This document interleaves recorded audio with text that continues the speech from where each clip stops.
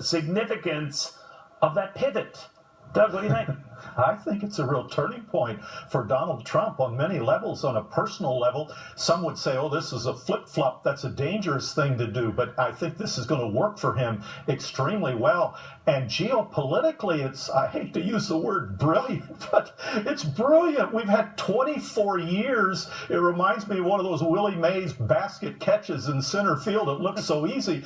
But where was India? I wasn't thinking, but India is the key to Pakistan. Pakistan, they still got that doctor in prison over there. Pakistan's the key to Afghanistan, and there's going to be terror on the streets of America if we just let Afghanistan go. So it all makes sense why Clinton didn't see it and George W. Bush didn't see it and Obama didn't see it. I don't know. It looks real obvious now. But I just think, Doug, the more telling thing, and you're right on all this factual stuff and getting substantive in the details of this neck of the woods and what's going on there, that the president, who has often been criticized for being stubborn, it's his way or the highway, he had very firm views on this, not getting deeper involved in Afghanistan, and yet he listened to his generals, he heard everyone out, and he said, you know what, you learn something in this office, I learned a different tact and all, and I was thinking of John Kennedy, admitting, goofing on the Bay of Pigs. I know it's a different situation, but his popularity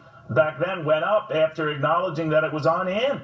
So what can we learn from this, and what can Donald Trump learn from this? Yeah, we learned that there's a lot of hubris in that Oval Office, and it's a humbling experience. I mean, most presidents subscribe to the maxim, never complain, never explain. Disraeli's famous quote, Kennedy's loved that.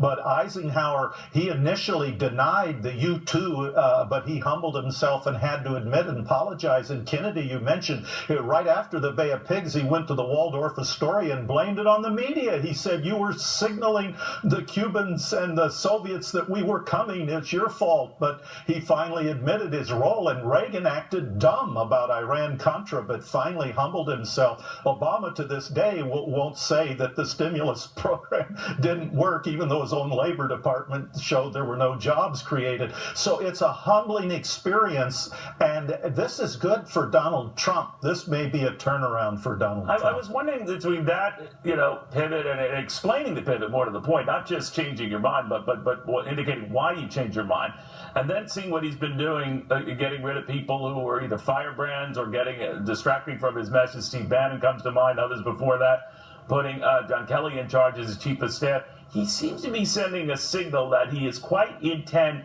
on righting this ship, and obviously you have to act on that yourself and follow up, but he seems very deliberate and sincere in his approach to make things better. How long do you think that lasts?